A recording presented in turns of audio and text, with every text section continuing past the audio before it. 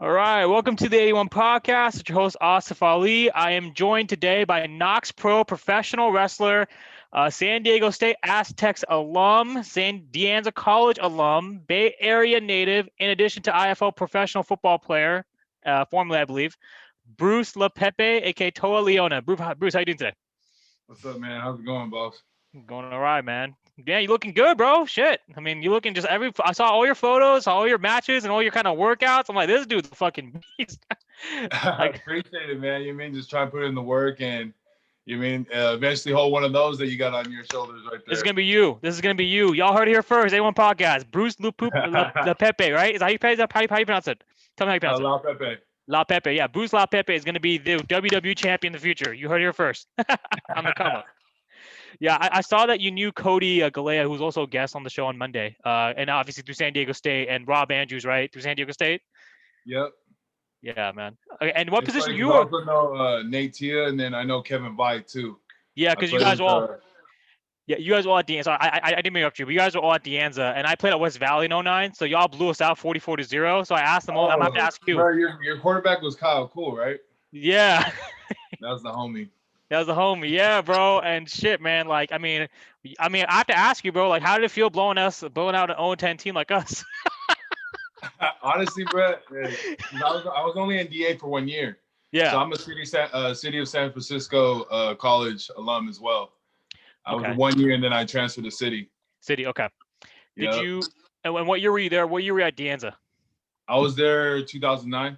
Yeah, that's the year. That's the year y'all both. That was my sophomore year. Yeah. No, I remember that. I sacked your quarterback a couple times that game. Yeah, you did. I came in the fourth quarter, and Kevin, I said Kevin on Wednesday. I'm like, why didn't you leave the fourth? Because I was a rotational slot. I would play special teams throughout the whole game, right? Yeah. And I'm like, why is AT not leaving the field? And Kevin told me he had a bet with the OC that he's gonna score 4 TDs before the game's over. And he basically, made good on his bets. I was like, all right. Man. So how you been? How's 2020 been for you? I mean, actually it's coming to an end. So how's this year been for you? I mean, this year's been kind of rough just with the pro wrestling scene. Right. Like for me, I'm recently kind of new. I started training for wrestling last June of 2019. Mm-hmm. So 2020 was my planned breakout year. Yeah. But with the pandemic and stuff and COVID, it really limited me with bookings and to get on shows and stuff with KnokxPro. Right. Thankfully, though, with KnokxPro, we've been able to run live shows through streaming. Mm-hmm. So which is I Am Wrestling, which is on Tuesday every night at 7:30. Without that, man, I have no idea where my wrestling career would be right now. Yeah. Just with that, with the ups and downs, with the gyms closing, I mean, I was pretty much taught at Knox like to adapt to anything you do, not just in the ring. So, no weights. All right, I got body weights. I started doing a lot of burpees, started trimming up a little bit, and then once the gyms open back up, get right back at it. 100%, man. And I can see you wearing the KnokxPro kind of Letterman. It's looking nice. It's looking nice. Oh, yeah, appreciate it, bro. Yeah. It's funny because I think Rikishi is the co-founder, right, of KnokxPro? Yeah. So the Count Reno and I, he's the other head trainer over there along with Rikishi. Okay, yeah. So basically, the Anoa'i family still kind of owns the promotion as they should. Very strong lineage. Yeah, exactly. Yeah, and kind of for you, obviously, I think you're also an Uso, right? Yeah, I'm half Samoan, half Puerto Rican. Half Puerto Rican. Oh yeah, I saw that. Okay, yeah. So yeah, I mean, we'll get into your early background and kind of your multicultural, upbringing a bit. But kind of talk to me about kind of how it feels for you, because obviously you are half Samoan, kind of working for Rikishi, kind of like a legend, in the sport under his promotion. Because I mean, in my opinion, that's pretty big. You know what I mean? I mean, that's got to feel like wow, Yeah, no, most definitely, man. Especially in the Polynesian community, man. He's a legend. I mean, obviously he's a legend in everyone's life, especially in the wrestling business, but especially more so for the Polynesians. Like growing up seeing someone like him that's like similar to me, my family, it kind of reminds us like, oh, we can do that too. 100%, man. Yeah, no. Actually, now I gotta change my belt because now we're talking about the man. All right, let's change the belt. There we go. All right, now it's a Rikishi interview. There it is. So yeah, 100%. And obviously, with Rikishi, I mean, his real name's Lofa Fatu. His sons, the Usos, right? Jimmy and Jay, Joshua and Jimmy Fatu. I mean, they're also former football players. They played JUCO and they went to UWA and then they broke into WWE. You know what I mean? Obviously Roman Reigns, right? Everyone knows Roman Reigns. Or the Anoa'i's, right? You know that. Yeah. So yeah, and then Yokozuna. I mean, it's just crazy. It's awesome. There's also another brother that's rising through the ranks right now in the Indies, is Sefa Fatu. So make sure to keep an eye on him too. Okay. Well, can you repeat his first name? Dynasty, man. Reload every time. Bang bang. Bang bang.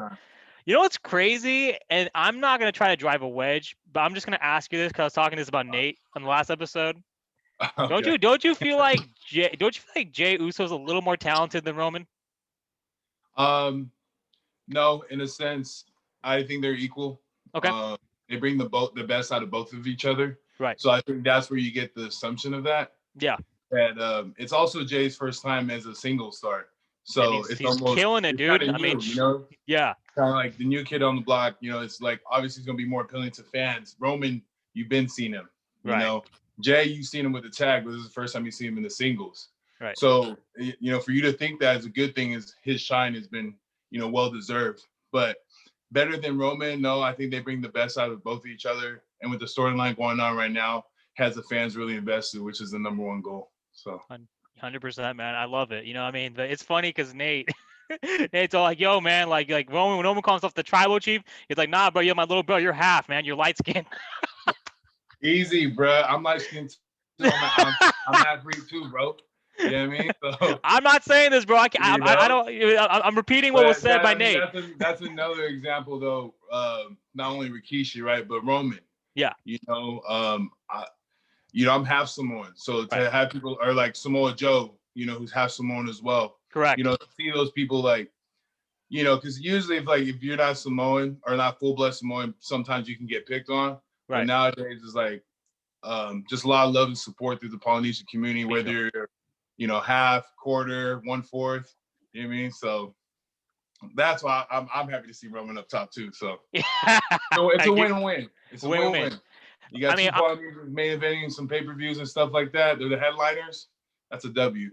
100%, brother. And I think that's a really interesting point that you said because people always talk about African American community has that kind of stigma because like most athletes we see outside of Caucasians are African American in all sports, right? Basketball, football, everything like that. And kind of the light skin debate has only been debated and I think brought to the forefront in the African American community, like with Steph Curry and these other pro athletes. But obviously with us minorities, I'm Pakistani, you're half Samoan, there's that same kind of, that same kind of internal struggle within our community. Just a little bit. Not as crazy, but not as crazy, correct. It's not as intense, right? But I mean, it's still there, right? I mean, it's still there. Yeah. It's still there. Right. So 100%. All right, cool, man. No, I was cool. Kind of got the overview is kind of wrestling, but we're gonna get more into detail, bro. As you can tell, I'm a diehard fan. If you can't see, man, I love it, bro. Right there, that's Kurt Angle's autograph, and he wrote "I suck," and that's Kurt Stone Cold's autograph. So yeah, man, we're gonna get it. Man. Yeah, that's awesome. Yeah, bro. So yeah, now big time. Wrestling was my first love, so that's why I got into football. Same, wrestling. Same. Yeah.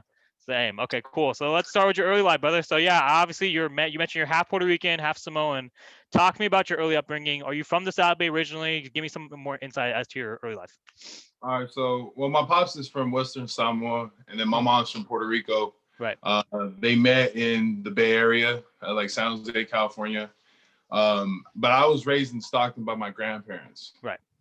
So I stayed in Stockton with my grandparents until high school. Okay. And then that's when I moved in with my mom's. Okay. So from 2005 to 2009, I lived in Southside San Jose. Mm-hmm. Went to Oak Grove High School. Football was my first love, in a sense of a career choice. Right. Because when we talk about wrestling and my upbringing, man, yeah, that was my life, man. I loved it. Every Christmas, having wrestling toys, wrestling video games, all the merch and stuff like that. I was a huge fan.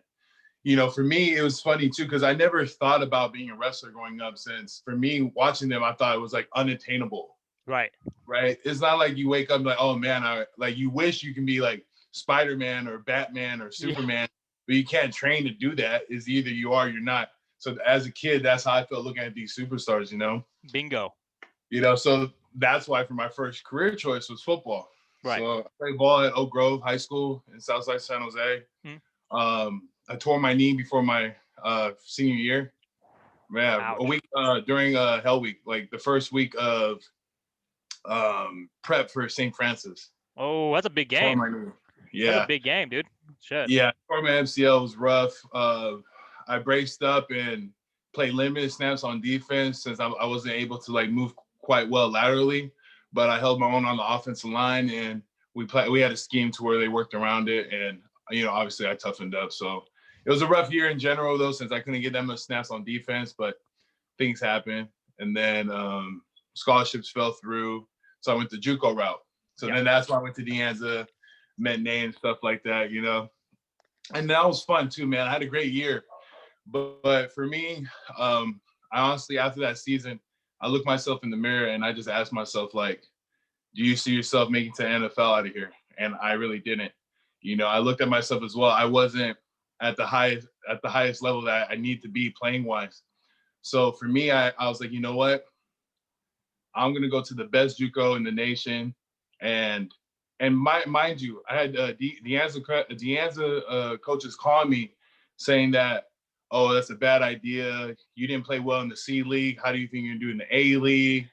This and that. Like, no, like for real, phone calls and stuff like that telling me Atencio does that, bro. Trust me. I know I'm how making it wrong is. choices and stuff Go like ahead. that. Yeah. But honestly, for me, it was like, dude, like exactly my point. If I'm not playing well in the C League, why I would the only reason why I play football is to chase my goal, which is to be in the NFL. So I'm not gonna waste my time. Right. So I transferred, played football at City College San Francisco, which was amazing, man. The culture there was just way different. The atmosphere. They look at national championships or bust every year. So that was the type of place I was going into. I was like, man, if I'm going to go D1, this is going to be the place. Right. And then, I had some battles with trying to be the starter. Week one, since I was a new kid transfer, I had to earn my stripes. So Week one, I didn't start, had limited snaps, but out of the 9 snaps at the end of the game, I had 2 sacks, 4 hurries, and I caused the interception. So from there on out, I started the rest of the season. So nice. Yeah, so I lucked out with that. And then after that, I got a scholarship to San Diego State, played ball out there. Some things happened. I got injured. That was the roughest part. I never played it down in college at D1, Wow. And, like Cody would know too, man. Like we were both in the same D-line room and stuff like that. Just things just didn't work out for me. I knew if I had certain right opportunities, yeah, maybe, but just things didn't pan out, But so after that, man, what did I do after San Diego State? Oh, I got into like personal training because the reason what happened after football, man, got really depressed. Yeah. My grandfather passed, my grandma passed. I was like a shell of myself. Because mind you, after San Diego State, once I got the call to come to the office, they were telling me they were going to medical me. So I knew that my playing days were over at that point. I was heartbroken. I felt like I still had so much more left and this and that. But with my back injury that just started coming back from high school, it started stemming back up again. So that was just an issue in itself too. So just dealing with that was rough. Like I said, like real deep depression. But thankfully, I found Cialci Vermal, owner of Ramada Fitness. He really took care of me, helped me, brought me up, and changed my whole attitude, my mindset. I really felt after San Diego State and I went over to Ramada, I felt like I was like a rebirth in a sense because my mentality was completely different of what I was in the past. So. And so then now you're in personal training. That's a pretty interesting transition, I think, because going from D1, having your sights on the league, going through that depressive phase, and we all go through it. I mean, because if you play the sport and you're going JUCO, you're betting on yourself against the world. When you come to that realization that the dream is over for whatever reason, you're just like, it hits you so hard. So I appreciate you kind of sharing that. Talk to me about kind of what, I guess, obviously your coping mechanism in between when you started San Diego, between San Diego and starting at Ramada Fitness. Talk to me about that. Kind of what was going through your head. And I mean, kind of obviously with your grandfather passing, there must have been a lot of personal turmoil you had to deal with, right? Yeah, so I had a lot of depression, man, suicidal thoughts, all these things, man, because for me, it was like league or bust, Right. and with that mentality, it's good and bad, right? Because it pushes you and drives you. But when things that are out of your control happen and cause you not to achieve your goal, it's a hard pill to swallow. Because then you start rethinking, what if, and no one wins when you play the what if game. So, and that's pretty much what really helped me was the training aspect. That's one thing I was really always really good at, was working hard. Right. Put my head down and just grinding. I was always blessed with that, and I was taught from my dad, that hard work pays off, and there's only the only control you ever have on something is effort. That's the one thing you'll always have control over in your life is effort in anything you decide to do. So that's pretty much the coping mechanisms that I used. I would train three times a day over at Romana. I would do a cardio session with Sia in the morning. I'll hit some weights in the mid-afternoon, and at night, I actually did some Tahitian dancing because they have halal over there as well. Wow. So try to do different types of forms of cardio, but every morning, every night, man, I watch YouTube videos. I watch CT Fletcher, watch them a lot, a lot of motivational stuff like that, that really kept me going, because waking up at 5 a.m. after going to bed, at 12, it was pretty rough. On top with, with working as a personal trainer, because also I was learning how to be a personal trainer under Sia. So I was also putting a lot of work hours on top of my training hours. So it was just like, but because of that, I was so busy, I couldn't allow myself to think of anything else. Right. So that's like one of my coping mechanisms was, obviously looking at some motivational things, that the way I look at when you watch motivational videos, they're all great and stuff, but I use it as like an analogy in the sense like it's gas to a car, right? You have to do something with that motivation. So every time I would watch those motivations, I made sure it was before I did something physical, right? So I'll watch it I'll listen to it on the drive up. I'll watch it while I'm drinking coffee before the workout, so I can pretty much, like I said, gas up the whip so I can get ready to go, because a lot of people, the motivational stuff is hit or miss, but if you do something with it, it can make something happen. 100%. The motivational stuff like Eric Thomas and a few others, essentially it's just it's all. I mean, in my opinion, it preaches the same message to kind of find that inner, whatever it is, your inner wild rabbit, your inner spirit to kind of uplift you, kind of lift you from your disposition as opposed to your circumstances. And pretty much, and I can resonate with that too, right? Because I mean, we all had the dream, right? It's just sometimes it just doesn't happen. It could be, you can even have to be NFL, it could be D1, it could be whatever. Some people can't even get that far. But obviously, kind of with me being able to kind of also look at Eric Thomas, a few other motivational coaches and instructors, kind of to your point, leverage that to kind of and apply it. It also helps you become a better self motivator. The more you kind of get into a routine of it. So I think that's a great point. It's awesome, man. It's cool. Appreciate it. Yeah.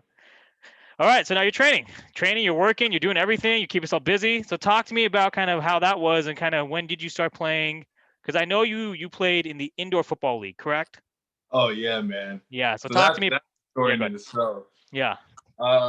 So just to wrap up the little Romano story. So once I started getting in shape, I started training again. Right. So, and then I had I knew I still had some left in the tank. I knew I did. So I trained myself, and the things that I lacked that caused me to get hurt, I made sure I fixed, which was lack of mobility and core strength. Right. I fixed all those things, and I was training really hard. I had an Arizona tryout. Rattlers. In 2014, I believe. 2014, and it didn't pan out. But the next year or the next season, I had another tryout, and I was like, okay, cool. And this was a personal tryout, so I was excited for it. At the same time, the San Jose SaberCats gave me a private tryout as well. Yes, sir. So I'm like, okay. One, I knew I was in way better shape because, Right. mind you, this was after me falling off. So at San Diego State, just to kind of have an idea of like where my body was, I was around 250 pounds, 15% body fat. That was my best at my peak. Once I got hurt and things started falling to the wayside, I got up to 270 pounds, but 30% body fat. I Ooh. doubled in body fat. Right. So it took me a while to kind of, get the grease in the wheels and get everything in motion again. So once I had the first tryout, it's not that I knew I wasn't ready, but I knew I had much more to catch up, Yeah. So on the second one, I knew it was curtains because I was at my strongest at that point. I was at my fastest at that point. I was at my most athletic at that point. Right. So I knew it was just a matter of me showing up, putting in the work, and then signing that contract. Right. At least that was the confidence I had. Yeah. So I go to San Jose, get ready for my private tryout. No calls, no messages, nothing. I'm just like, what's going on? That same weekend I fly in, I see online that the San Jose SaberCats went under and they were no longer a part of the Arena Football League. Wow. Yes. So at that point, I think it was 2015. 2015. Yep, that's right. At 2015, that's when I thought I hung up my cleats. Yeah. My football cleats, because then I was like, man, I want to do something athletic, because I was doing powerlifting in between here and there. And later down the road, I take it more serious, which Right. I'll explain because it was right before Arena or the IFL. Right.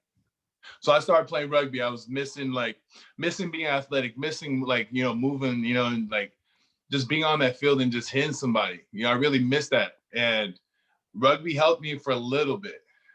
The issue with rugby was it proved in my mind that I can still play football. Right. Because rugby would expose me in football sense. Open field, wide, lateral movement, speed, conditioning, things that I not necessarily was bad at, but I definitely lacked in those areas. So once I kind of fixed that and played rugby and it forced me to be better at those things, man, that's when it made me miss the game even more. And then what stopped me from playing rugby was one that made me miss football. The whole reason why I was going to play rugby was for me to get over football. Made me miss it more. So it kind of was a little bitter. Yeah.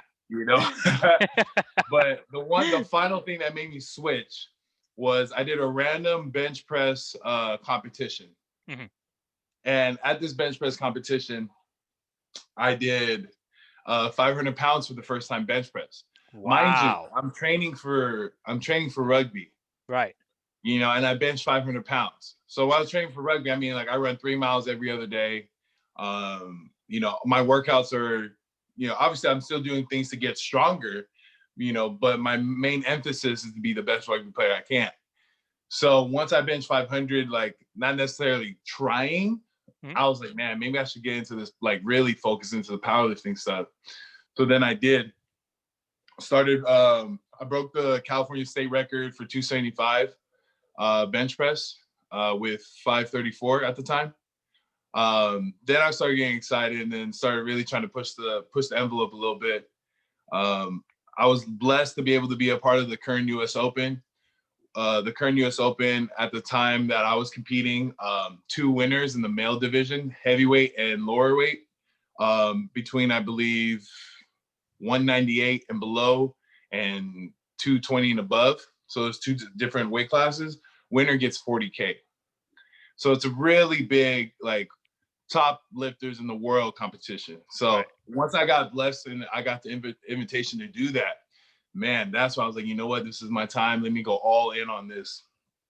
Luckily, my trainer, Chris Gorder at the time, he really helped me peak to be at my strongest at that meet. But at the same time, I put on like 100 pounds. Because then I was like, you know what?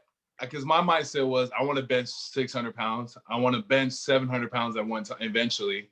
That was my next goal. So after that competition, I did really well. I squatted 750. I benched, I believe, 584, somewhere around there. And then I deadlifted, I think, close to 7.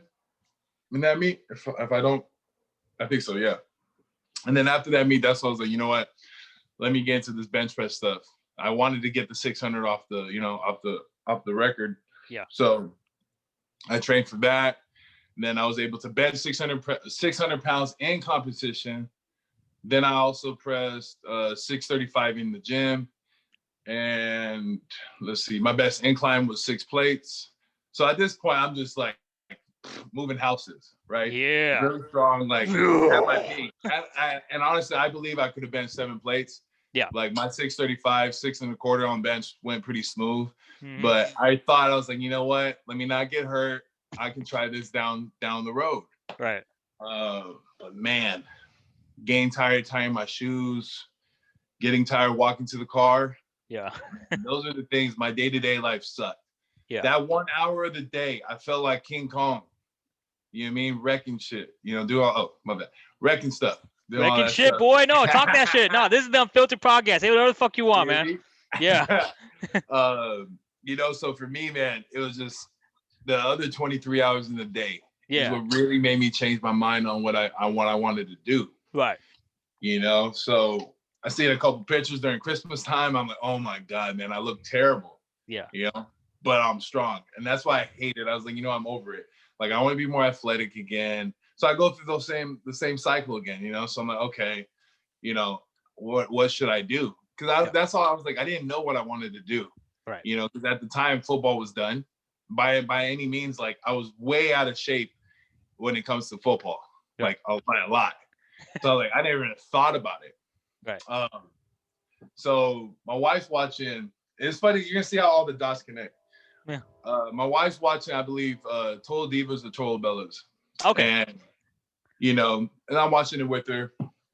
You know, there's John Cena and Daniel Bryan on the show. So then, you know, she sees the male wrestlers. Mm-hmm. And then she asked me, she's like, why don't you wrestle? I really sat down and thought about it. And I couldn't give her an answer why I shouldn't. Right. Or why I haven't done it yet. Right. And it made me realize, like, wow, I never thought it was attainable. I never thought it was achievable. Because remember what I told you earlier in the podcast was I looked at them as superstars. Bingo. Right? And they are. You know, as they are.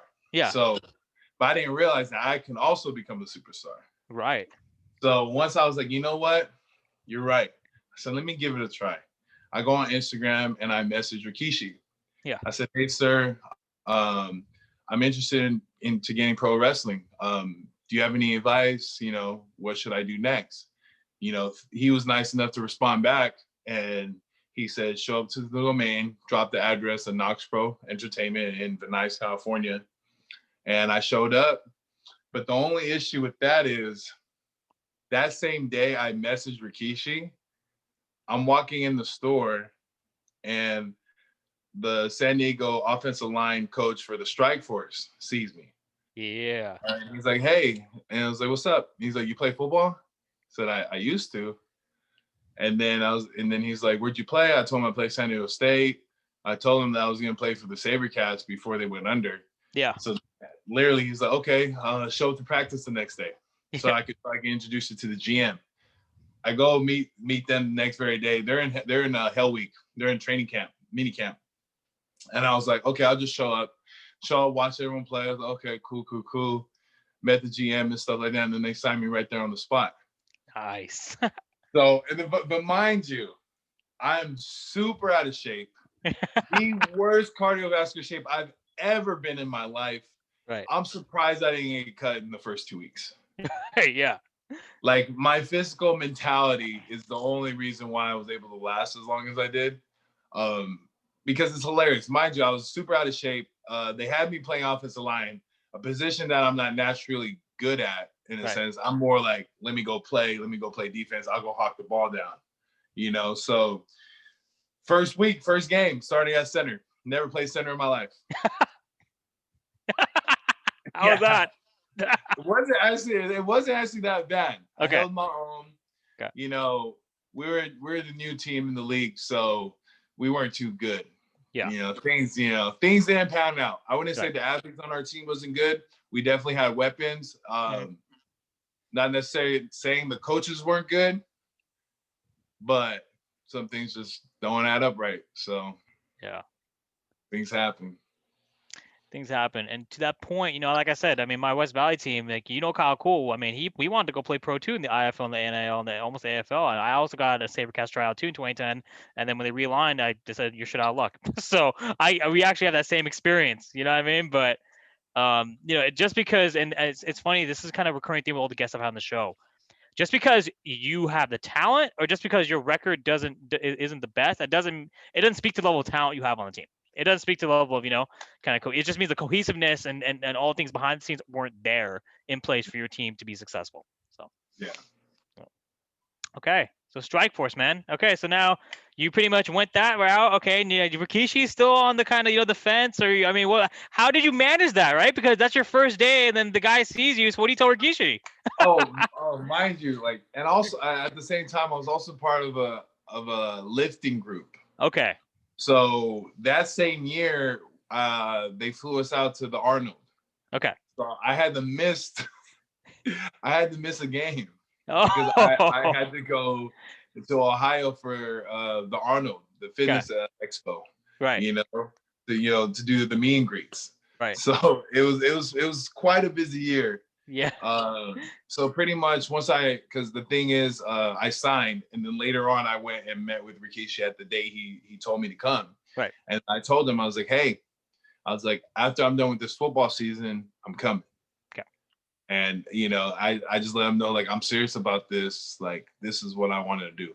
Mm-hmm. I was like, but I made a commitment, and I want to give old Bruce, the Bruce that worked so hard to get that football contract, the Bruce that worked so hard to become a professional football player, I wanted him to have this chance to play. Right. But because obviously I was in no shape or form to play that year. Right. I had to get in shape throughout the entire season. Right. I started the season around like 390, and I got down to, I believe, 340, 330 by the end of the year. It's pretty good. And then I felt a lot better, played a lot better. I had a couple breakout games on defense, and I was starting to feel I was like, okay, but at the same time, I was still way bigger than I've ever played football. So it's still like foreign to me to be playing at that weight, So, but yeah, and I was just happy to be able to say that I played. That was one of the things that I wanted to check off. Yeah, because then you can just be like, look at me, I did it. Exactly. That's it. So, and that was my motivation for playing. After even the SaberCast said no, I got invited to AIF. The Stockton Wolves, also kind of like IFL back then. 2011. Oh no, I know what Stockton Wolves are. Yeah, I was there. Then they said no. Then they rebranded as the Eagles, and then that finally went. They called me back again, and that was 2012. And then we basically like, all right, we got a spot for you, 81. I'm like, what? Shit, you know what I mean? And so kind of that's actually where I got this. Let me pull this off for you. You can see there this. It is. Let me show you this. California Eagles Western Conference Champions 2012. Yes, Zerskis. There it is. Zerskis. See right here. Let me show you this side. My name, Asfali, number 81, Special Teams Player of the Year. And if you can see that little thing right there, that's the trophy for that actual Special Teams Player of the Year. That's awesome, man. Yeah. That's great. That's great. Yeah, man. I mean, like, football is just kind of like you said, just to say that you did it, and that's the point of this whole podcast. Just to say we did it, because we did it. Yeah. We were able to get paid. They can't take that away from you. 100%. You've done. Trust me, man. I still have the little voices in the back of my head, like, hey, you thought you were good last year, out of shape. Imagine now. I'm like, look. Let me just focus on the wrestling. Shut up, voices. Yeah, man. It's funny. I know my truth, man. Yeah. I know my truth. That's the thing. Is like, I think that was my biggest thing, and it's hilarious. When I decided I was over football, because for the longest I was really bitter. I couldn't watch football. I was pissed off seeing the people that were on TV, and I felt like I could have been there as well. Right. And that I should. I know I have the capability and the talents to play in the NFL. A lot of people do. There's people that aren't in the NFL that are better than the players that are there.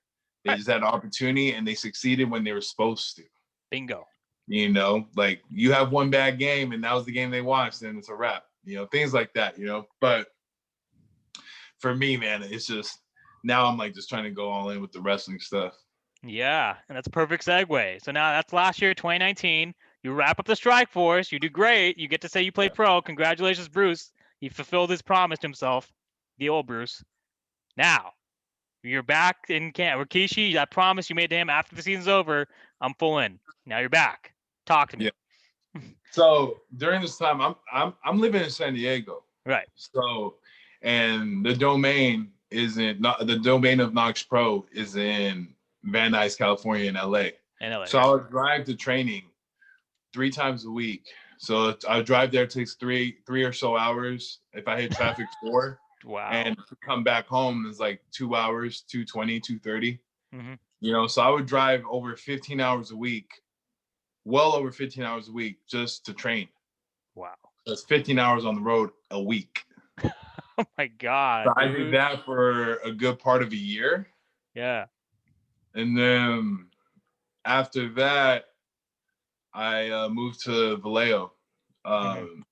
I moved to Vallejo to stay with my mom's so that when that call up happens, when I get that tryout, when it's time for me to move to Orlando or Tampa, whatever company wants to sign me. Yeah. Then I can, I'm more flexible in a sense. I can leave whenever I need to. I don't have to worry about paying, double rent or worry about, because I'm a father.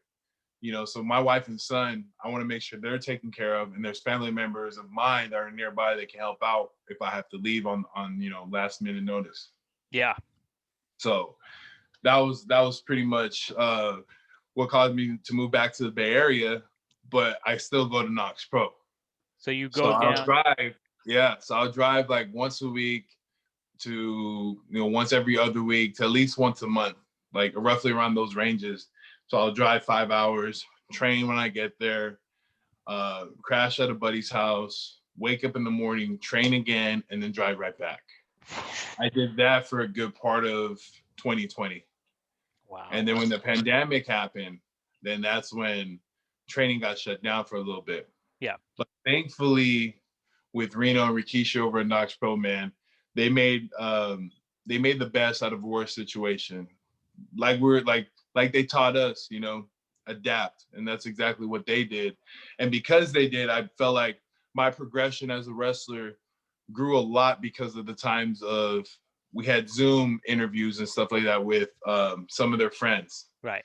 And they would kind of give us, they would run us the game of like how the business was for them, any things that we wanted to ask them, we were allowed to. So it was pretty nice, like hearing all these legends give us their point of views on how the business was for them growing up and how it is for them right now, all those things. And we had film classes where Keisha would set up a video and be like, hey, watch this, look it through a wrestler's eye, and then we'll have film class afterwards. All those things really helped me in the developmental of my mindset, of my psychology when it comes to wrestling. And obviously the physical attributes are there. I'm huge, I'm strong, I'm quick, I'm fast. Like those things, explosive, like those things are easy, It's like, okay, now can you make it all make sense? So during that period really helped out a lot, so yeah, man, 2020, man, COVID stuff sucks, but yeah, try to find the silver lining. And for me, I feel like that was a huge silver lining. Was I felt like I made leaps and bounds in my psychology sense. Maybe not with my technique in the ring work because of less hours in the ring, but I felt like I made it up somewhere else. If that makes sense. That makes total sense because, now we're gonna dive into this because I'm a historian when it comes to wrestling. If you haven't watched my last interview with Nate, yeah, no, I'm good. So, but let me talk to kind of viewers who aren't familiar, who aren't familiar with the term psychology of the business. What does that mean? That means basically, for example, if people aren't familiar with the terminology, like putting someone over, taking a bump, like being able to snap, being able to, just, work well in the ring, kind of what you're saying, getting those opportunities to work in the ring limited. The psychology is a key aspect because wrestling storytelling, a lot of it's storytelling, being able to, and it's funny because, I was just watching this interview between Kane and Undertaker. Kane was talking about the psychology of the business, meaning that, for example, Kane losing to Stone Cold, he beat Stone Cold Steve Austin at King of the Ring 1998. The next night on Raw, he loses. But he said the psychology of the business works so funny that he actually became bigger by losing the belt back to Austin. What does he mean by psychology? Like Triple H says this to all the guys in developmental, and you know this. I Yeah. feel like a lot of you guys aren't taking this to the real life. I feel like you guys, and so I was watching Drew McIntyre talk about this on his show, right? Drew McIntyre is basically saying that, for anyone who's trying to he's like Triple H kept telling me like I'm not doing this, but he's like I'm fucking playing this character. I'm coming in lacing my boots, blah blah. He ends up getting released from WWE after 8 years, because it wasn't working.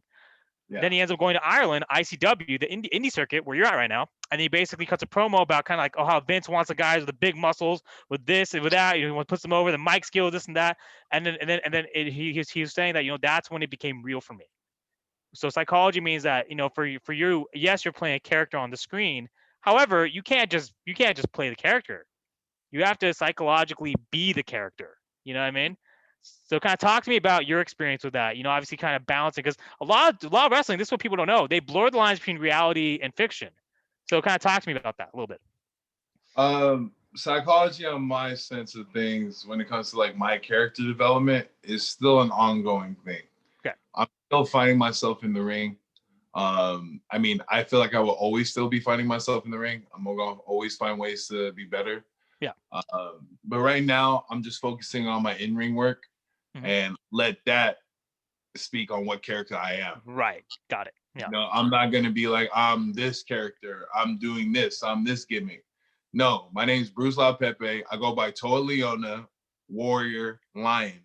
Yeah. You know what I mean? I bring that same energy that I did in the football field. I bring that same energy when I'm in the squat rack or bench press, or I'm about to deadlift hella weight.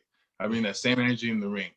Right. Now, what I do in that ring, I'll let you decide what I am. Okay. And leave it at that.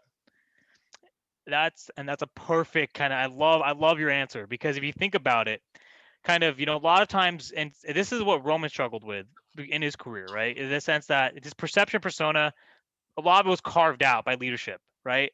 And then he was struggling to find himself until recently, when it's like Roman's a natural heel. Can you agree with me on that? Do you believe Roman's a natural heel? Or do you think he's a better face? Honestly, I don't think he got a true opportunity at being a face. The fans turned on him like immediately. Yeah. So I don't think we had a chance to see him, because the thing is, you can't be a face if the fans are booing you. Correct.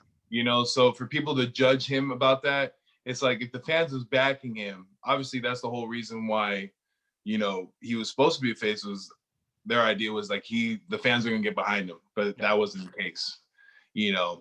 But I do love his heel work a lot, and I think it comes naturally because it's more in the sense of like, he's not telling any lies.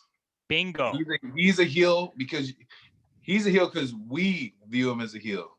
He's been the same person this entire time. Right. The entire time. The only difference is he's not being humble about it. That's the only difference. He's been wrecking shit and leaving. Yeah. He's been doing that. Wreck everyone and leave. Fucking shit up, man. Killing people. He's always been doing that, Yeah.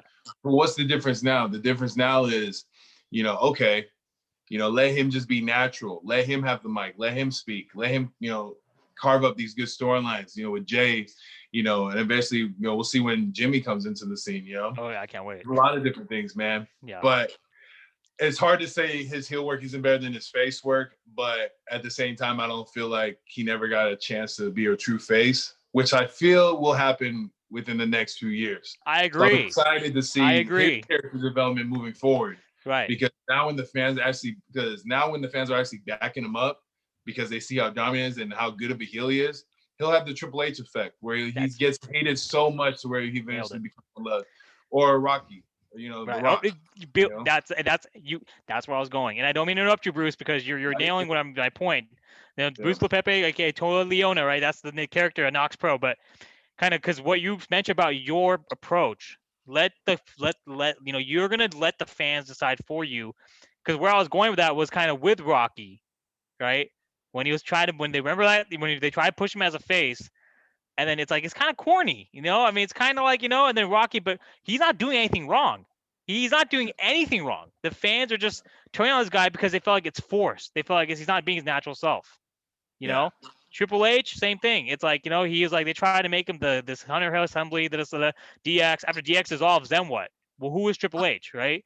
I think kind of to your point, now, I mean, your approach is so I guess, what's the word?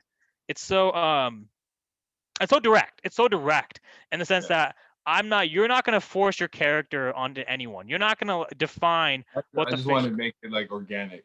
yeah, you Let want to it make it like happen. organic, exactly.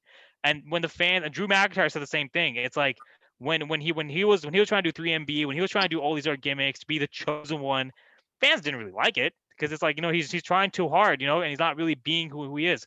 Then when he finally leaves to go to ICW, cuts that promo, it's like, oh my God, this is Drew McIntyre. This is who we're gonna get. And same thing with Toa Liona, man. I mean, it's obviously you haven't, we're gonna see what it's gonna be. Are you gonna be a phenomenal face, or are you gonna be a fucking a white hot heat attracting heel? You know what I mean? So I'm excited for that. Yeah, So man, I'm wherever the company needs me to be. that exactly. So talk to me about prior to COVID hitting. Were you? I know. Obviously, you spent most last year playing in IFL, but talk to me about kind of were you involved in any matches at all with live audience? No. Oh wow. So KnokxPro had something partner with MGM over in the Philippines. Oh So we were wow. supposed to do a tour in the Philippines. Yeah. So that's when I was supposed to make my debut. Yeah. I believe it might happen earlier if we were able to run some shows and stuff. Yeah. But in my head, I think that's when it was going to happen, unless we had some shows prior to that. But with COVID, it stopped everything. Right. So I didn't have my debut until July 14th of 2020, Right. and it wasn't in front of a crowd. But Man. here's the thing, though. But here's the thing. Yeah. For everyone that wrestles in front of no crowds, for me, it didn't feel weird because I've always wrestled in front of no crowds Correct. in training. Right. So once training became the show time, it was almost, I did feel the sense of like seeing the camera, the red light going, and I know there's hundreds and then thousands and eventually people that are going to watch it. So then that drives me a lot, like that gives me the anxiety. I always Yeah. feel like if I'm not nervous, then I shouldn't be doing it. Right. When it comes to career path, if you're not doing something that makes you a little bit nervous, you're not taking a big enough risk, in my opinion. I agree with that. It's funny you mentioned that. So Kevin Owens, I was watching his recent chronicles. I keep signing WWE wrestlers. I know wrestling company. I'll get to them. Don't worry. But then I just watched this recently, so I want to because you're jolting my memory. Kevin Owens was talking about WrestleMania. He said before COVID hit, he was going to go to Raymond James Stadium where the Buccaneers play. He's going to go on the ship. He took a picture of it. He's going to jump off the ship in front of like 70, 80,000 fans. COVID hits. WrestleMania's indoors. There's no fans, right? So what does he have to do? He just jumps off the WrestleMania sign. What did he say? The adrenaline rush was exactly the same. It didn't matter. You know what I mean? So. Yeah, man. Yeah, that obviously I would wish I had a debut in front of a live crowd. I mean, I've only wrestled 5 matches. Yeah. In my early career, Yeah. and only one of the matches was in front of a live crowd. Right. So I've luckily had my live crowd debut, which was fun, man. It was over at Versus Pro in Las Vegas, Nice. Nevada. Nice. It was great promotion, great people over there. Right. I had a chance, man. It was great, and honestly, man, it was so much fun hearing the crowd react to your moves and seeing them follow the story that we're trying to tell. Exactly. It was really rewarding, versus reading the comments afterwards on the shows that we've done. That's rewarding as well. Seeing everyone cheering for you or booing for you, whatever response you're trying to get, and seeing it online, kind of makes up for the lack of fan interaction during the show. Right. But had the live fans and the interaction during the show was really nice. Obviously, I never had it, so it was kind of cool, Right. But then ever since then, I went back to like no crowds. But right. Whenever it's time when the crowds come back, I'll be ready. 100%, man. I know you will, man. And exactly to your point, Drew McIntyre again, when he was on Stone Cold's Broken Skull podcast last week, he said that like Stone Cold like, what's your one New Year's resolution, one wish for 2020? He's like 2021. He's like fans. He's like it's just not the same, It's not, because like you said, it's just different when you have the ambiance, the atmosphere, and you're seeing how you. I think the biggest thing in pro wrestling is establishing that connection with the audience. When you can establish the connection with the audience, and like you said, you can make them either cheer or boo, or I mean, you can whatever reaction you incite, and you're able to just get that from them. It makes okay, I got something here, either which direction, Versus like you go online and read the comments on the live feed, And it's like, okay, yeah, we love your show. Okay, yeah, Toa Liona, great. Hey, Toa Liona, boo, or whatever, So Yeah. it's like, I mean, it's two different dynamics, Yeah. It's like one is like you get the instant satisfaction of hearing a response versus the post. Correct. So, okay, I guess that worked. Let me see, when was this? Okay. Things like that. Oh, give me 1 second, boss. Go ahead. Pause recording. We're back with Toa Liona, aka Bruce Leaupepe, aka Toa Liona. I'm gonna show Bruce a clip right here. So this is some work from your recent match, right? Oh yeah, it's a little clip. Cannabolics is your opponent, correct? No, it's Fabuloso. Fabioso, okay. Fabricio. Yeah, Cannabolics is actually my my CBD sponsorship. So. Oh wow, so you're sponsored by Cannabolics. Excellent. Shout out to Cannabolics. So talk to me about that finisher that just played on the screen. What is that called? Is that your finisher? So for me, I mean, there's people that call it like Sidewinder. Like there's different people that call it different things. I personally call it the Umaga Slam because that's how I remember the move. Yes. And like I'm not one to say that I know every single move and the exact name of it. And obviously I do love wrestling, and I'm still being a fan of the sport itself when it comes to the actual moves and stuff. Right. So by no means am I saying like this is the name of the move, but that's why I call it. I look at that and like almost like pay tribute to Eki, aka Umaga, a little tribute, because I love that move he did, man. And when I was getting to pro wrestling, I was like, man, that's what I want to do whenever the time is right. I want to pull it out. So don't forget, he's also a holder of this belt. So exactly, Rikishi and Umaga, man. So soon this is gonna be your belt when you break in. Man, that's the goal. God willing, But I mean, to your point, I think Umaga, Jamal was pre-character. He went through so many transitions of characters and phases before he became Umaga, right? Yeah, there's still ECMO. Yeah. There's the Island Boys. Yeah. And a lot of people don't know all the characters he did being before he was Umaga, Right. And 3-minute warning was my favorite. Yeah, I mean, that was wrecking shop. Yo, bro, crazy. You know what I'm saying? Bro, dude, that's the most Uso shit ever. You got two, Usos like with like the jerseys of like football players just showing up. Did I hear someone say 3 minutes when Bischoff says that, and they just run through the ring? I mean, and bro, like kind of to the point, like they prove that big men can be athletic. Big men, Jamal and Rosie proved that you can be 350 plus pounds and you can still fly through the air. You can still jump. Umaga especially, so kind of Yeah, man. During those times was crazy, man. For them being like heels, they were really over. Right. The crowd went nuts because they knew, like, the way I look at it is like everyone loves watching a train wreck. Everyone loves watching a car crash. They're just gonna wait and see. Yeah. Like what Goldberg say. Everyone likes to see them being fed to the lions, and everyone just wants to watch carnage.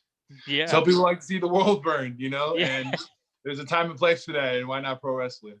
Bingo, man. Pro wrestling is the perfect place for that, as we both know. Perfect place. No one gets hurt. Exactly. I mean, sometimes. So yeah, obviously, so talk about your influences, because Umaga obviously is one of your influences, kind of you being a big man, because you're what, 6'3", 305, right? Yeah, like 6'3", 6'4", like threes. Yeah, 315, 304, however much it is, right? Over 300. Yeah. And Umaga relatively same in size, maybe with 25-pound difference, not that much, Kind of was he who talk about your influences as a wrestler? Man, so my influence as a wrestler, as me being a professional wrestler, Correct. my influences are, Umaga, obviously, Rikishi, and Yoko. Those were my early ons. Like, those are obviously, big men, Samoan, those are things I was really like trying to like not necessarily mirror my game, but add a little bits and pieces here and there to my game that reflects them a little bit.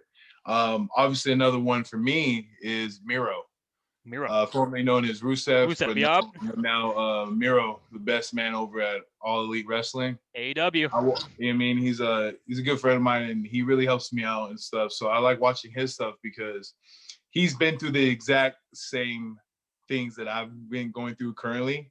He's a KnokxPro alum. So he was trained under Rikishi and Gangrel and Reno. Wow. So, listening to his advice and then in turn watching the same film, I'm like, okay, I see what he's doing here. I see how he does this, you know, and the same thing with like Umaga, Rikishi, and Yoko. Like I'll say, like when it comes to my wrestling, um, like motivation stuff, I would say them, but also, man, it hurts, but like Brody Lee. Brody Lee, He man. was, Rest in peace. Golly. man, that one hurt, bro. That hurt That, me too.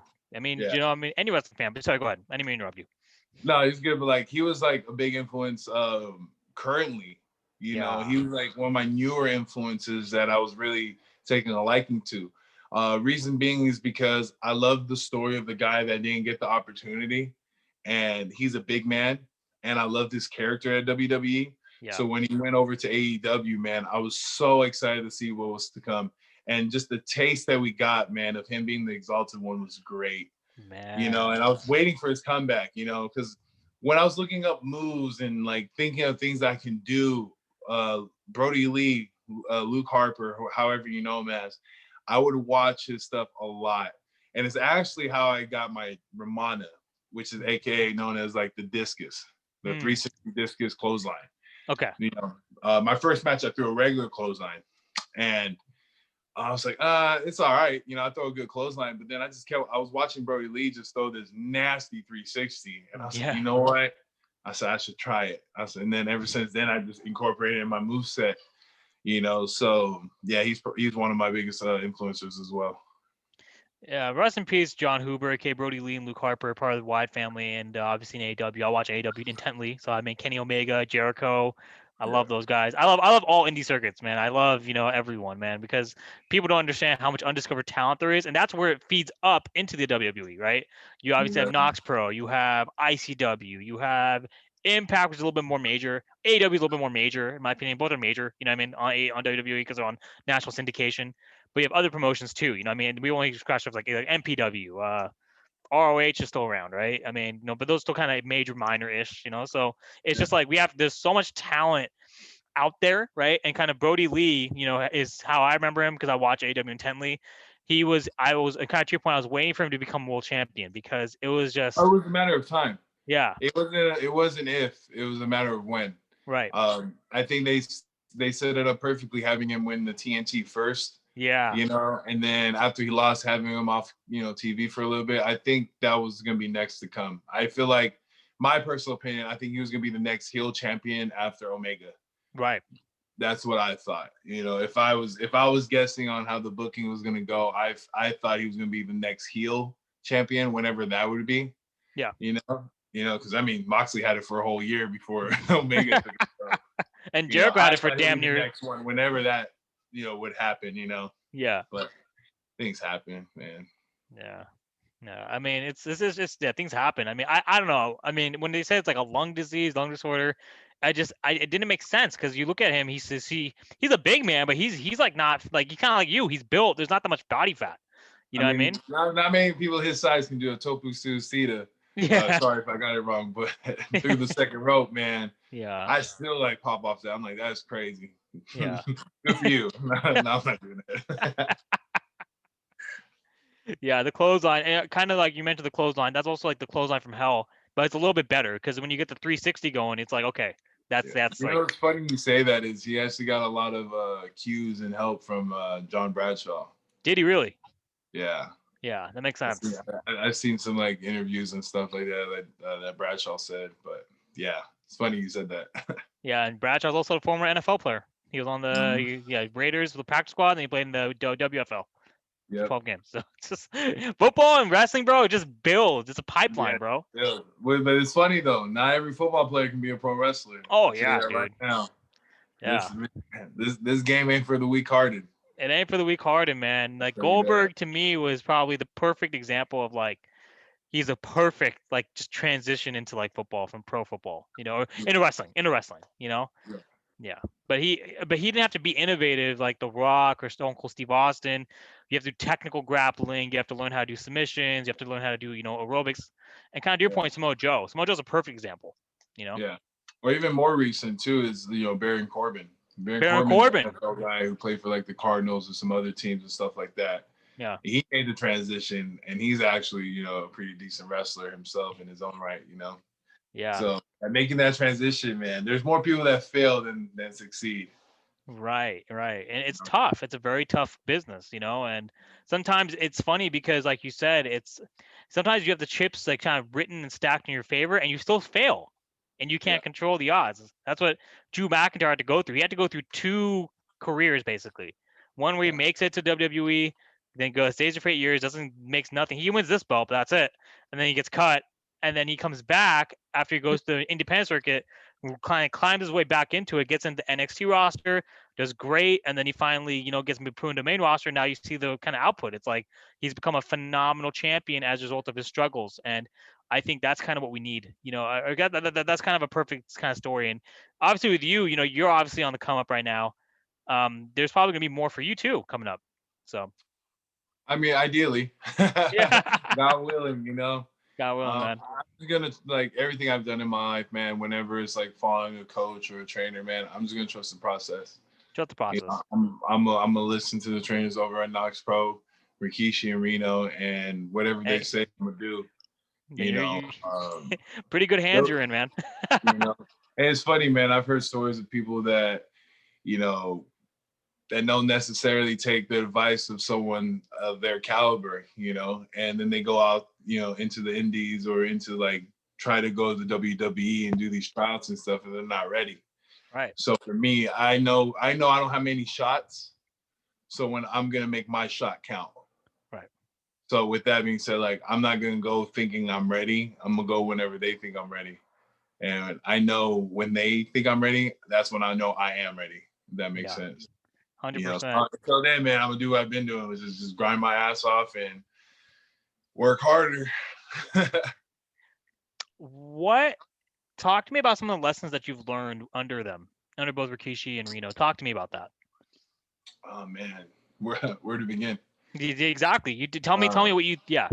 Go ahead. Let's see. One of the lessons, like easy lesson, is matter of respect. Okay. The way to speak to people, especially in the business and stuff. Mm-hmm. I felt they helped me a lot in the sense of like knowing how to speak in certain environments to where I won't get heat from certain people. Mm-hmm. And honestly, they're just teaching me how to be a good person. Right. That's all it is when it comes to like the wrestling stuff, as long as you're a good person and you're polite and you do things the right way, cross the T's, dot the I's, everything will be okay. Eventually, so I feel like, the manners stuff and like how to hold myself in front of like, people that, deserve more respect and stuff like that. They taught me that versus just being the green kid that's the athlete that thinks like, oh, I can do this, I can do that. Sometimes it's better to close this and open this. Bingo, man. It's crazy. I mean, and I can see that just talking to you that, you're a very good active listener. And obviously, like, you try not to talk over someone. You try not to just assume, and I think that's great. Kind of with that, I mean, I think with the respect factor, a lot of that is what kills a lot of young wrestlers' careers. You know what I mean? Because to your point, either they're green and they think they know it all, or they don't. And kind of like back to even the WWE, right? Triple H was saying that. A lot of you guys are here and you think you have the answers, you have it all figured out. You don't. You know what I mean? And kind of, I think humility is a big part of the process, right? I also think with I also think kind of when you're first trying to break into it, discipline and becoming and developing that thick skin, because there's going to be a series of highs and there's definitely going to be a series of lows, throughout, it's never linear, so I mean, obviously, I mean, you can offer your 2 cents on that, but that's just from my observation of the industry. Yeah, I mean, everyone has their own different perspective and their own views because of what they've gone through through the industry and stuff like that. So for me, I'm just speaking on the things that I went through, my experiences. That's all I care That's all about. I can speak on. Yeah, for me, that's all I care about. I'm not one to gossip. I'm not one to say this or that. I'm taught like this, and naturally I was raised like that. So the transition for me was pretty easy. Being a nice guy and yes sir, and clean up after yourself. Just things that you should already be able to do. Exactly. But I think another thing that they taught me, which is like still dear to my heart right now, is the fact that just work hard and don't stop. Right. They keep reminding me that there's people that have been trained a lot longer than I have, and they still haven't made it yet. So to stay patient, Yeah. stay patient, stay patient, stay patient. And it's been hard, honestly, man. I mean, you've already heard I've been going from San Diego to LA 15 hours a week for a good part of a year, then moving to the Bay Area, driving 5 hours, crashing the night, then driving 5 hours the next day. It's been a rough grind for the last couple of years. But with that being said, even though I'm going through this grind, I'm in no hurry because I know if I'm only allowed one shot, I'm gonna make that damn shot count. And that's my biggest thing. So luckily, man, my wife, Amanda, she's my rock. She's been there through the entire process. She supported me through the entire process. She's the reason why I'm starting wrestling because she started the question. She started the little snowflake down the hill that rolled into that big ball, Yeah. And without her, her watching my son, her being willing to relocate, so I can chase this dream. I feel all that, and I don't want to waste it. And the one thing I know what I do have control over is effort. So I'm just keep doing that. I won't worry about when, where, what if, this or that. I'm just gonna show up to the gym, work out, show up to the ring, work out, do whatever I have to do and just listen. 100%, man. And I think, I mean, and to your point about making it, there's different ways of making it. You know what I mean? WWE, to our listeners who aren't familiar with wrestling, it's one promotion, bro. You got so many, like I said, major league promotions out there that, and even KnokxPro, is on the come up too. So, so, and with alumni like Rusev, that must be also pretty beneficial, like you mentioned earlier, right? Yeah, I mean, Rusev is one of the alumni. Right. It's crazy how many people came through Right. Knox. Like Jesus Rodriguez, the manager for Alberto Del Rio. Yeah. He was also a KnokxPro guy. Yeah. Vanessa Bourne. Mm. She's from KnokxPro. So I'm just trying to be the next one on the list. Yes, sir. And the more, and the kind of, to your point, obviously but you're patient, but you're doing what you're being told. And at the end of the day, I feel like there's no cleaner recipe for success than just following what's, you're being taught. I looked at it like this. Miro listened and did exactly, and he had a good career in WWE, which led him to have a nice contract leading to a nice career that's going to happen in AEW. Yeah. So if it ain't fixed, don't break it, Yeah. So, or if it ain't broke, don't fix it. Bro, I'm dyslexic sometimes, man. Remember? Too many hits to the head, bro. No, I'm just kidding. Seeing school kids. Yeah, exactly. Football wrestling, man. Beat you up a little bit. Sheesh. Jeez, bro. It's funny you said that. I had to get an MRI done because I got headaches every day now, dude. I don't even know. I don't know. Special teams, bro. Sorry, yeah. No, yeah, special teams. Hell no, I'm good. I run now. My big guys run that fast. Yeah, no. Yeah, no, I was SWAT. Yeah, exactly, bro. Like for me, it's like I would be the one either blocking or or gunning. I'd be gunner or I'd be jamming to set up the return. And so obviously you get knocked on your ass a whole hell lot because I gotta go up against guys your size. I'm like 185. I'm like, no. I mean, sometimes your guys mostly not, mostly speed guys, right? But I mean, it's just like you gotta be ready to take contact and be able to deliver some hits. So exactly. Yeah. So, but I don't know, whatever. I wouldn't trade it for anything. Yeah. Not at all. Yeah. So talk to me now. Okay, cool. So we kind of got your career aspirations. Okay, let's talk about like what do you do? Like you're still training and you're still bodybuilding, right? So I mean, the style of training I do, that's the thing too, man. I love lifting. Yeah. It was so hard for me to break away from it, and in the sense of like heavy lifting. I love it, man. To just kind of just get in the zone and just let my mind go and just like press this weight as hard as I can, and just that was my in the sense of like iron therapy. Right. That's how I can release all my stress. It's just in that weight room. Right. I was pretty known on social media for being the crying guy. So the reason why I would cry during lifts, man, is because I put myself in such a state of pain mentally.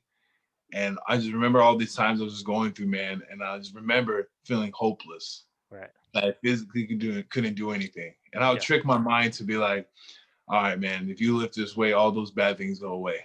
Yeah. So tears down my face, giving everything I got, thinking that everything's going to be okay. And then after completing the lift, knowing that nothing's changed, Yeah. those things, I mean, those are like literally like the mental breakdowns I'm going through as I'm, training, and for me, another thing when you're talking about like coping through my depression, lifting was huge. It was a place for me to be myself, and it's funny because, and that's another reason why my wife thinks I would be great for wrestling. She always thought I was a character. Yeah. I'm a big rah-rah guy. And it's funny though, because like I'll be crying in my videos and it's just naturally, right? It's not for show. I just do it just because it's just me being that much pain, being hurt, and just like letting it all out of my face, because I really would do anything to hit that weight or just do whatever I can, I really put my maximal effort to everything, so for me, it was like exhilarating, refreshing, all that stuff, it's funny. It got harder once I met my wife. I was happier. Yeah. It's harder to get mad or upset. Right. But now with my son, man, I got a new sense of motivation. So Awesome, man. Yeah, and it's cool when you have your family as your rock of motivation, because then you're not necessarily putting yourself through pain, but you're just thinking about them as kind of, okay, this is why I'm going to keep going and go 150 to 210% faster or stronger or harder, pushing versus just, just going and kind of moseying along, So, but, we do get caught sometimes. I'm not going to lie. It's easy to get lazy, Oh, it's easy, man. It's life, Life. It's what happens after, can you make the adjustment? Exactly. There's always ups and downs, but when you're going through it down, you ready to make that bounce back up? Man. It's always going to happen. Life's are always ups and downs. It's always ups and downs. You're not always going to be on the up. You're never always going to be on a high. You got to be prepared for the peaks and the valleys. You got to be prepared for that. And I feel like my whole life has been nothing but peaks and valleys, man. Yeah. I've had plenty of highs, but I have just as many lows. And I feel like I'm ready for one of the damn highs any minute now. So. Yes, sir. Trying to make it out of the mud, man. But, leave it in God's hands. Yeah. Just keep trusting the process, like you said, man. One step at a time, and it'll happen. Like, soon this podcast will have over 35 million downloads, and, I'll be like, just breaking the dough. There it is. Outdoing Joe Rogan. There it is. Yeah, there it is. Yeah. All right, cool. So yeah, who's your favorite? I mean, obviously we're both football players, Who's your favorite NFL team? Raiders, baby. Raiders. Hey, bro, I got Lincoln Kennedy still popping up on Wednesday, so you might want to tune to that one. Nah, I already saw that. I wasn't gonna say. I was like, oh shit, that's pretty tight. Yeah. He was actually, the side note, he was actually one of my favorite players. And my freshman year, my number was 72 because of him. Oh. So yeah, I love Lincoln Kennedy, man. He's dope. Bro, he's so chill. Being a Raider fan, man, it was super cool to see someone like him just ball out and be on the Raiders, I mean, he left an impression on me. I took his number for my first year playing football was 72 because of him. Yes, sir. Man, I don't even know what to think just with that interview because, bro, like, he's so kind of personable. He's so like humble. The first he's like, here's my number. I'm like, wait, what? Did you just give me your number? I'm like, okay. Yeah. And then like, here's my email. I'm like, okay, all right. It's like, and then he's like, oh, LOL, I forgot Zoom. Like, okay, just shoot me an email. I got you. But it's like, I have his number now. That's tight. And just by coincidence. Yeah. It's tight. I think kind of with this podcast, I've obviously I've crossed a lot. I've had Pro Bowlers, Super Bowl champions, now pro wrestlers. I mean, now I'm gonna have a combination of the two when he shows up on Wednesday, right? I think the biggest thing is just kind of like with me, it's just like it's been such a ride. I just love the kind of thrill I get just talking because like it kind of reminds me kind of like guess what, motherfuckers, you're out there making excuses. We got motherfuckers going out to LA 5 hours a day or 15 hours a week. Like, you know what? Hey, what's your excuse? With a family, I mean, with mouths to feed. Like, I mean, shit. So, man. just man. The old saying, man, if it was easy, everybody would do it. Yes, sir. No, old saying. Actually, let me pull the autograph so you can see that. One sec. Yeah. Turn off the camera and turn it back on when I get them here so you can see this.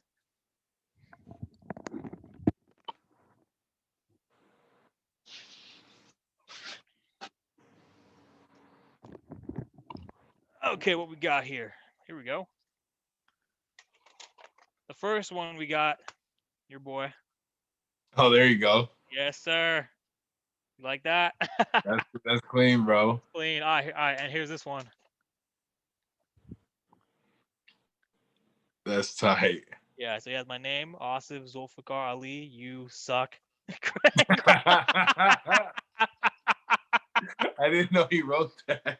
That's hilarious. And then I interviewed him. I'll shoot you the link to that interview. I interviewed him 2 months ago. And I told him I played professionally. I played semi-professionally, kind of like, like we all do, right? I played in the arena, played a little bit of that. And then he's all like, which college you go to? I went to West Valley. And he's like, yeah, oh, damn, you must be pretty damn good, huh? I was like, Kurt Angle just said I'm damn good at football. Yes! My life's complete, bro. And he told me that this version of the belt is his favorite. Because he said, like, I mean, come on now, bro. This is the best version. I mean, that's Eddie's belt. That's Eddie's belt. Oh, what'd you say? Say that one more time. I couldn't hear you. I said that's Eddie's belt. Ah, yes, it is. It's Eddie's belt. I mean, sure, man.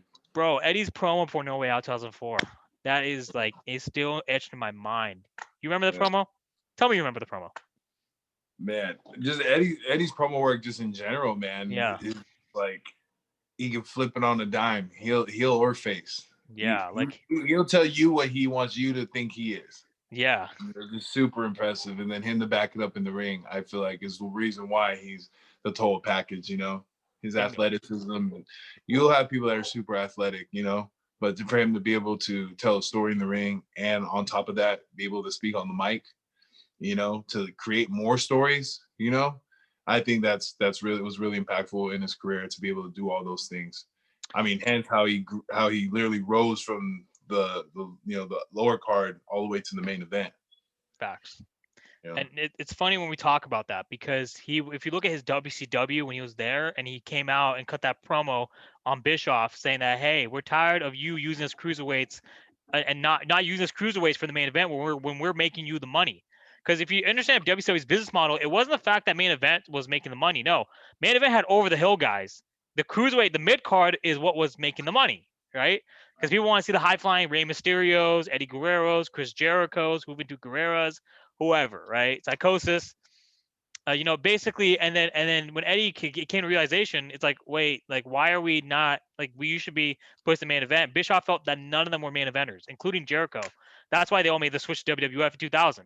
And then you saw like right after, like when he gets his first opportunity when Brock's about to leave, that promo, especially before No Way Out, was so critical to me because he talks about his addiction.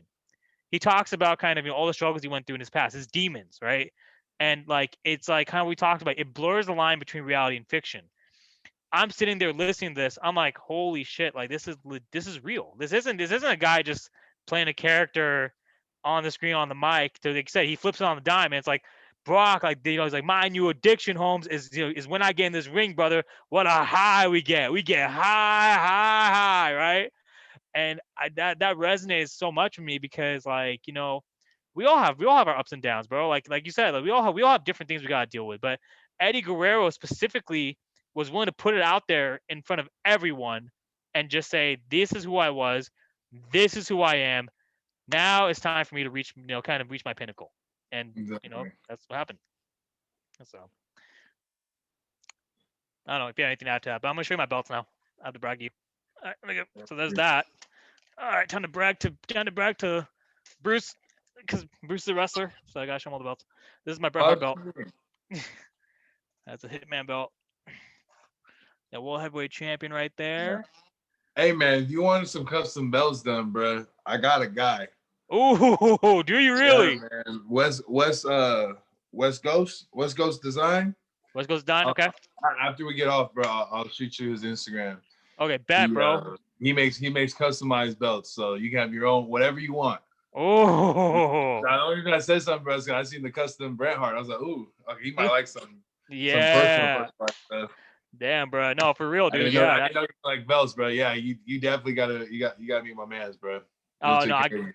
bro. No, 100%, bro. No, hey man, you're gonna hook me up, and then we're gonna put this on, and you're gonna 35,000 followers, bro. How's that feel, man? I mean, doesn't it like ever hit you? Like, Nah, I ain't shit. I ain't shit, man. I mean, this the thing is, I feel like everything in my life happens for a reason. You Mhm. know, my following grew because I was part of Strength Cartel, which is a powerlifting group. Mhm. Uh, it grew because of that, you know, Mhm. and going to fitness expos, signing autographs, taking pictures and stuff like that. Being blessed to have, I call supporters, wait in line for hours just to shake your hand and take a picture with you, you know, and hearing their testimonies of how I affected them the same way how CT Fletcher affected me, the same way CLC affected me.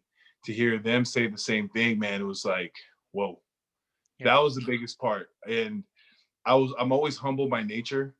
That's how I was raised, and it was easier to forget that because you have all these people trying to take pictures with you, do all this stuff. But I always stay grounded because yeah, they doing this. I still don't have a contract. I'm still grinding my, you know, I'm just like the person. I mean this about my heart. Anyone that's watching this, you know, when me lifting weights and like, oh man, like, you know, how'd you do this and that? I'm no different from anyone else. Yeah, I'm blessed to be Samoan and Puerto Rican and my size and my stature. But besides that, literally all I do is just work hard. I'm no better than no one else. The only things that stands out for me from the average Joe is the average Joe will quit, where versus I would never give up. Yes, You sir. know, so that's the biggest thing, man. I feel like all that stuff happened for a reason because I feel like it's gonna prepare me for my future life in the sense like what comes with being a WWE superstar, you know, with the attention and the popularity and stuff like that. I feel like with having a little, obviously, man, like I'm not saying like I'm super famous or anything by any means, but having a little bit of that attention, knowing how it feels, knowing that okay, when it comes, it's gonna be a lot more later, but at least I have a little bit of idea how to keep myself grounded. You know, I remember these times. You know, even just just remembering my upbringing again. You know, that's why I'm excited when I get to do podcasts and stuff like that because it's like going down memory lane a little bit. Yeah. And it's like a lot of people forget how far they've come. Yeah. You know, like they'll be stuck in like a certain situation and like, man, I wish I was more successful. I wish I lost more weight. You know, prime good example. You know, but then they forget like, oh man, I used to weigh 400 pounds. Now I weigh 300. You might not be at the 200 you want to be, but you're heading the right direction. Right. So same thing with me, man. I'm like, man, I really want this contract already. Yeah. But I'm like, man, I remember when I started wrestling and I'm way better now than when I was when I first started. So I was just try to like all those things, just remembering how far I've come to now kind of like keeps me in a positive attitude. So thank you for having me. This stuff's, works for me too, 100%, man. No, it was great having you, man. And I think that's a good way to close. But is there any kind of closing, any thoughts? Actually, no. Yeah, I can't let you go. Yeah, this is the Oh last no, I'm interview. good, man. What's Yeah, up? no. I know that. I'm just saying. What's your New Year's resolution? New Year's resolution? Yeah. Man, get that contract. Yes, sir. That's all I want to hear. And I just say contract because it can be WWE, It it could can be be anywhere. AEW, Yeah. New Japan, MLW, Impact, ROH. MPW. It doesn't matter to me because what I know is when whoever decides to give me that opportunity, I'll show them it was the best decision I ever made. Yeah. And I've always been the type of man to back up the words I speak. Anyone who decides to sign me will see the same things that I've showed throughout my whole life. Perseverance, to be able to perceive to blah, blah, blah, blah, blah. Hold on, boss. Persevere. Yeah, Yeah, I my got you. fault. You got a call come in. I got a call come in and threw me off. You're good. Yeah. But just like, learning how to persevere through things, I feel like showing that I didn't have nothing was handed to me. Right. I might be this talented, gifted athlete, but at the same time, all my accolades that I got was things that I just went out and grabbed it. Right. I was never the blue chipper. Right. I was always the support guy. and I'd be damned if I would just be the support guy. Yes, I'll be the sir. support guy to get my foot in the door. And then once I get my foot in the door, I'll show you I'm the man. So I'm There gonna you bring go. that same energy to the wrestling business. Yes, sir, man. And I love that you said that because for me, I was also the kind of I didn't get to play football in high school because of my grades. So for me, JUCO was my first opportunity of playing, and you could Yeah. obviously mention what kind of a rude awakening that was, but it Yeah. was great. It was Yeah. great because kind of to your point, it really helps you kind of humble yourself. You're like, oh yeah, I'm gonna play JUCO. I'm gonna go fucking become this big ass player, this and that, blah blah blah. And I became humble very quickly. Yeah. But like you said, getting your foot in the door leads to other things. So at the end of the day, Exactly. as long as you're able to stay committed, stay grounded, and keep working, you'll get there. So I mean, I think that's a great New Year's resolution. I think it's a great message too.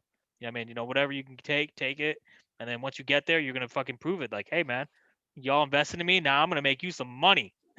Exactly, man. Exactly. Yes, sir. Exactly. Toa Liona. Am I saying it right? Toa Liona? Or is that wrong? Toa Liona. Toa Liona, man. Fuck. Warrior Totally. Lion. Warrior Line, man. Hey, Toa Liona, Warrior Line, y'all. Be on the lookout for Toa Liona 2021 when COVID gets back to normal. When things get back to normal with the vaccine and we're gonna have fans in there, they're gonna be able to see this man work. Kind of like with the clip I showed you guys. So, hey, man, it's gonna be dope, man. So, I mean, I'm really excited, man. I mean, it was great.